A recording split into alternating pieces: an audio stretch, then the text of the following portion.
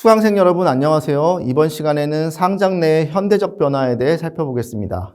20세기 초 유교 국가를 표방하던 조선이 멸망하고 일본의 식민지가 됩니다. 유교에서 정당성을 찾았던 정치 질서가 사라지게 된 것입니다. 그러나 가래를 지키는 것을 통해 자신이 양반임을 주장하려는 시도는 오히려 확대되었던 것 같습니다. 이를 잘 보여주는 것이 20세기 초반에 들어 인쇄기술의 발달과 함께 가장 유행했던 책이 각종 예서였다는 점입니다. 특히 실제 의례를 진행하기 위한 각종 축문을 정리하거나 의례 실행 과정에 대한 문답집이 크게 유행했던 것도 이 시대의 특징이었습니다. 하지만 당시 조선을 지배하던 일본의 조선 총독부는 과거와 같이 혼례와 상제례를 제대로 올리겠다는 것은 막대한 낭비이고 사회생활에 지장을 준다고 판단합니다. 무엇보다 조선인의 생사관은 현실 세계의 시장과 법의 근간에 움직여야 하는 근대 국가의 입장에서는 크게 방해가 되었을 것입니다. 이러한 태도는 식민지기는 물론이고 광복 이후에도 지속되었습니다. 1934년 조선 총독부는 의례준칙을 공포하고 문제라고 생각되는 조선의 상장내 관행에 개입하려고 하였습니다.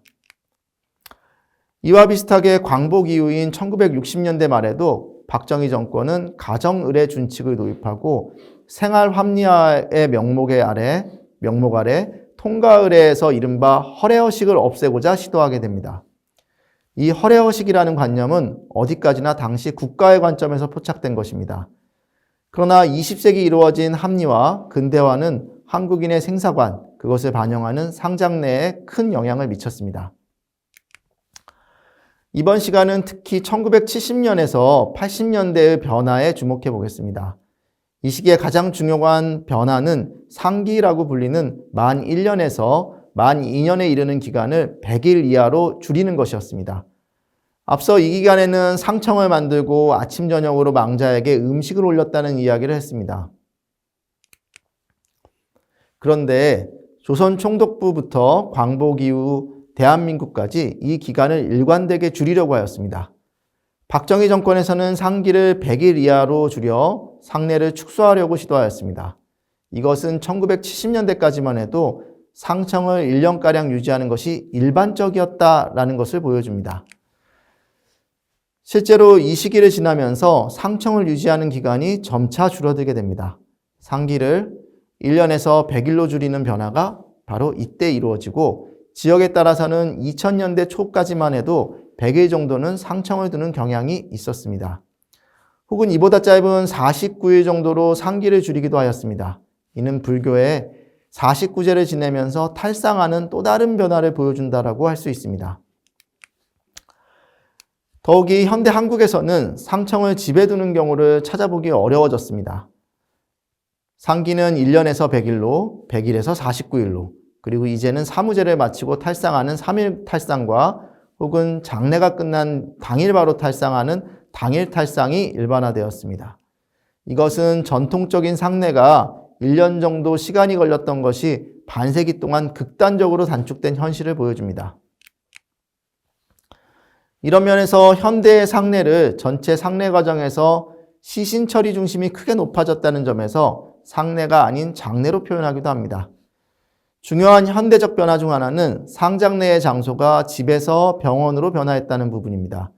20세기 말까지만 해도 집에서 임종을 마치지 못하면 객사라고 하여 타지에서 죽은 것으로 여겨 악상이자 비정상적인 죽음으로 여겼습니다.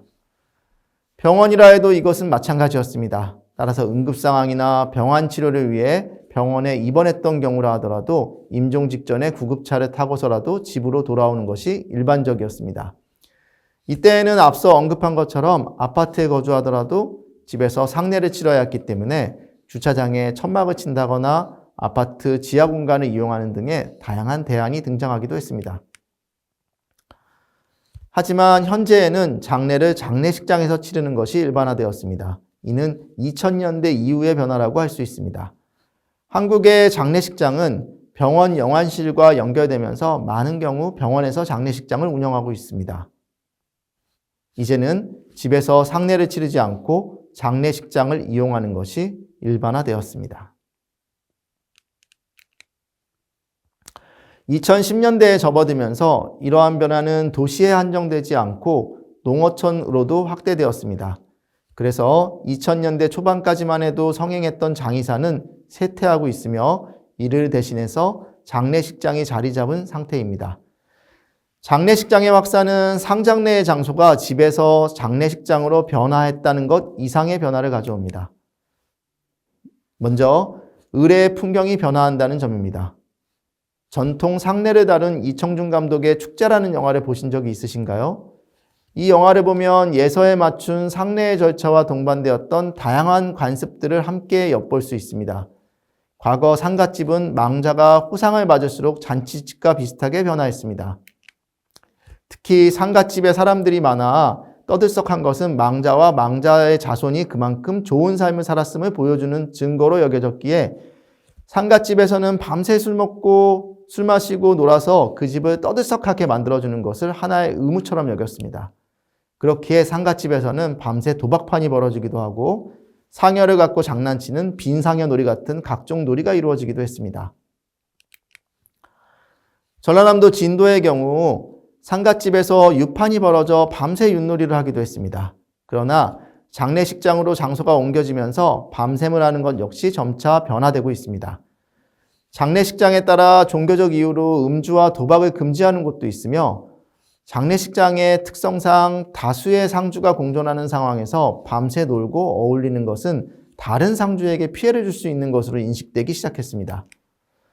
1910년대 후반에는 많은 경우 10시 이후에는 문상객도 귀가해서 상주들이 쉴 수 있도록 자리를 비켜주는 것이 하나의 예절로 자리 잡고 있고 상주들도 시간이 되면 아예 빈소를 닫고 집에서 휴식을 취하고 다음날 장례식장으로 오는 경우도 늘고 있습니다.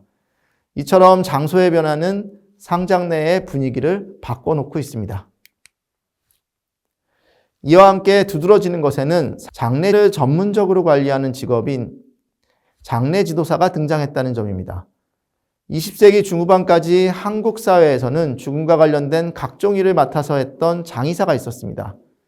그러나 과거 장의사가 기본적으로 상례와 관련된 물품을 판매하거나 담당했던 것과 달리 현대적인 장례지도사는 장례와 관련된 모든 행정적, 의례적 과정을 대행하거나 안내하는 역할을 맡습니다. 과거에는 망자의 친족 중에서 염습을 담당하는 사람이 있었고 유교 의례를 잘 알아서 전체 의례 진행을 맡는 호상이라고 하는 사람도 별도로 있었습니다. 현재 장례지도사는 과거의 장의사가 맡았던 업무와 함께 염습의 의례 절차 진행, 그 밖의 호상이 맡았던 기타 의례의 진설과 제문의 제공과 같은 다양한 서비스를 포괄하여 진행하는 역할을 맡고 있습니다. 장례지도사의 등장으로 의례 진행에 대한 전문 인력이 등장했다면 과거 상례 때 많은 노동이 필요했던 상여 조립과 운반이 자동차 대여로 대체되는 것도 일반화되고 있습니다. 대부분의 장례식장에서는 운구 전용 리무진을 제공합니다. 고향 마을에 집에서 죽고 마을 주변 선산에 묻히던 과거와 달리 병원 장례식장의 이용이 일반화되면서 망자의 시신을 옮길 거리가 길어진 것이 이러한 변화를 촉진했다라고 볼 수 있습니다. 20년 전만 하더라도 자동차로 시신을 옮길 경우라도 마을로 시신을 옮겨오면 다시 상여를 조립하여 상여를 운반하는 경우도 많았습니다. 그러나 최근에는 상여를 들어야 하는 마을 주민들이 노쇠하고 최소 10년 이상 상여를 조립하지 않아 상여 역시 방치된 상황에 직면하여 자동차로 운구하는 과정이 일반화되고 있습니다. 종종 마을 주변의 좁은 언덕길을 지나야 할 경우에는 리무진 대신 구급차로 옮겨 실어 운구를 이어가기도 합니다. 아울러 장법의 변화라는 점도 빼놓을 수 없는 부분입니다. 1990년대 후반까지만 해도 한국 사회에서는 매장이 일반적이었습니다.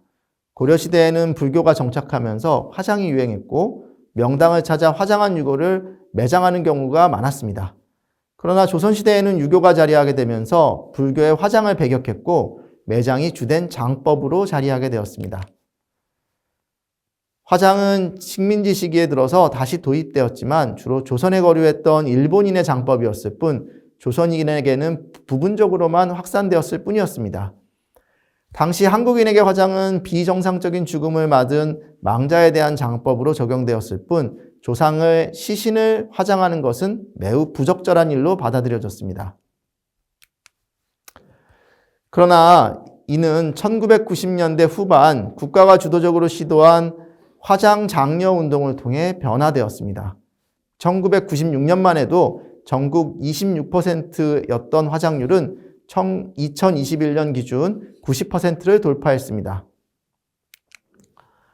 이러한 급격한 장법의 변화는 국토 이용의 효율성을 증진한다는 국가적 차원의 아젠다를 확산하려는 노력과 실제 부모의 죽음을 받아들여야 했던 이들마저도 봉분을 유지하기 어려워진 현실적인 상황이 맞물리면서 변화할 수 있었던 것으로 보입니다.